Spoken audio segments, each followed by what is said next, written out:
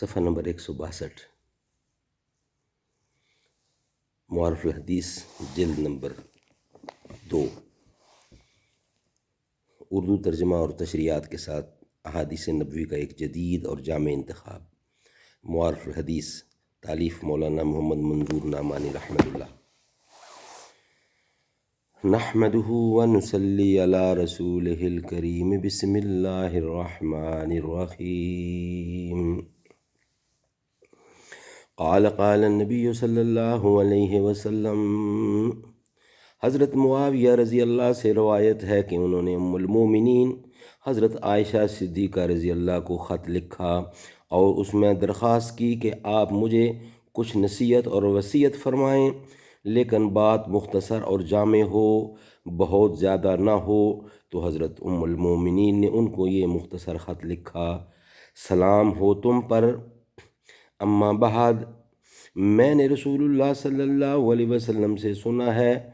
آپ فرماتے تھے جو کوئی اللہ کو راضی کرنا چاہے لوگوں کو اپنے سے خفا کر کے تو اللہ مستغنی کر دے گا اس کو لوگوں کی فکر اور بار برداری سے،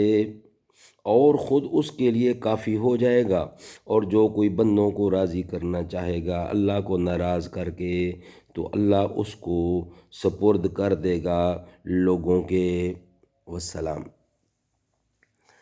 اس دنیا میں رہنے والے انسانوں اور خاص کر وسیع تعلقات اور وسیع ذمہ داریاں رکھنے والے لوگوں کو بکثرت ایسے حالات پیش آتے ہیں کہ اگر وہ ایسا رویہ اختیار کریں جس سے اللہ تعالیٰ کی رضا کی امید ہو تو بہت سے وہ لوگ خفا ہوتے ہیں جن سے تعلقات ہیں اور منفعت کی امیدیں ہیں اور جن سے برابر کام نکلتے رہتے ہیں، اور اگر وہ ان لوگوں کی منشا کے مطابق چلتے ہیں تو اللہ تعالیٰ ناراض ہوتا ہے۔ ایسے وقت کے لیے اس حدیث میں یہ رہنمائی کی گئی ہے کہ بندہ اگر اللہ تعالیٰ کی رضا والا رویہ اختیار کرے گا تو اللہ تعالیٰ اس کی ضروریات و حاجات کا خود کفیل ہو جائے گا، اور بندوں سے جن منافع کی وہ امید رکھتا ہے وہ سب اس کو اللہ تعالیٰ کے فضل سے حاصل ہوتے رہیں گے۔ لیکن اگر اس نے رضائے الہی کی فکر و تلاش کو چھوڑ کر بندوں کو راضی رکھنا چاہا اور اس کی منشا کے لیے اور ان کی منشا کے مطابق چلا تو اللہ تعالیٰ اس کو اپنی عنایت و نصرت سے محروم کر دیں گے اور ان بندوں ہی کے حوالے کر دیں گے جو اپنی ذات سے خود بھی اس بندہ کی طرح محتاج اور بے بس ہیں۔ حاصل یہ کہ اگر بندہ یہ چاہے کہ اللہ تعالیٰ براہ راست اس کی حاجات و ضروریات کی کفیل ہو جائیں تو اسے چاہیے کہ وہ ہر معاملہ میں اللہ تعالیٰ کی اور صرف اللہ کی رضا جوئی کو اپنا نصب العین اور اصول حیات بنا لے، اور اس کے قلب مومن کی صدا یہ ہو: بخدا داریم کاروبا خلائق کار نیست۔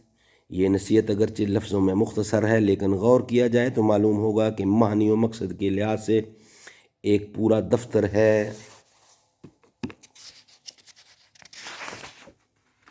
صدق اللہ العلی العظیم و صدق رسولہ النبی الکریم۔